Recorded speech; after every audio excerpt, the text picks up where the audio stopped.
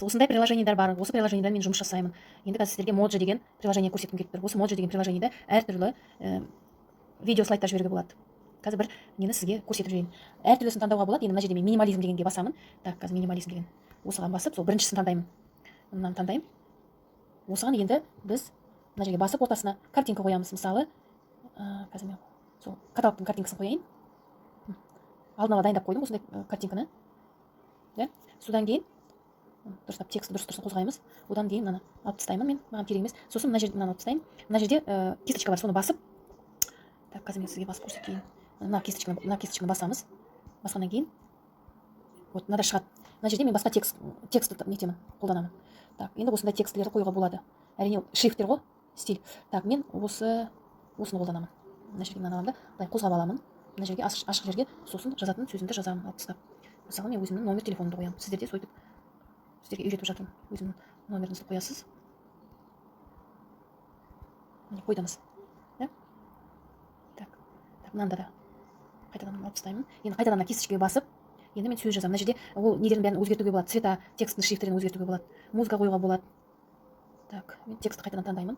Енді мен тағы да басқа. Мынау осылардың любой қолдануға болады. Pro деп жазылып тұрғанда, енді ол платный версияда. Pro деп жазылмай тұрғанда ол бесплатный версия. Так, енді мен мына шрифтті қолданамын. Қозғаймын да. Осы жерге текст жазамын. Осындай сыйлық алғым келе ме деп. Так, онда хабарлас деп қоямыз. Енді текст көрінбесе, қозғаймыз мына жерге кішкене. Так, қозғаймыз.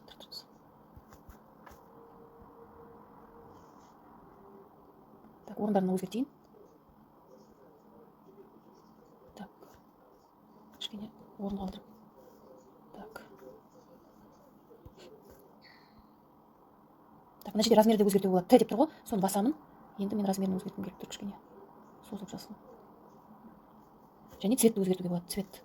Так, мен егер сізге ұнайтын цветті мына жерде таба алмасаңыз, мына жерде карандаш бар, ең бірінші символ қазір мынаны басамыз. Мына жерде қызыл цветтен тағым окей деп басам, қызылмен шықты. Так, енді кішкене тағы жақындатайын. Осылай сізге ұнайтын видеоларды, кетіп қалды. Келді қайта.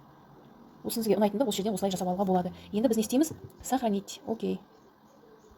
Осылай мен сохранить етіп, осындай дайындадым. Ал сіздер де әртүрлі қылып оны жібере аласыңдар. Артынан уже жібересіңдер жан жаққа. Манағы дайындаған видео ұзақ болып кетті. Енді оны қысқарту үшін мен неге кіремін? InShot деген программа бар. Осы InShotқа кіреміз. Осыған кіріп, видео деп басамын. Новый видео. Плюсикті басып, манағы видеоны 5 минут болды. 5 минутты енді ұзақ, оны адам көп тыңдағысы келмейді. Сол үшін мен оны нетемін. Скорость дегенге барамын. Скоростьін тұр. Скоростьті көбейтемін. Тез болады. Так, 1 минутқа 1:45-ке қысқарды. Так, жарайды болса. Осыны енді сохранить етеміз. Сөйтіп өзімізге керек видеоларды осылай жасап адамдарға жібере аламыз. Сәттілік тілеймін.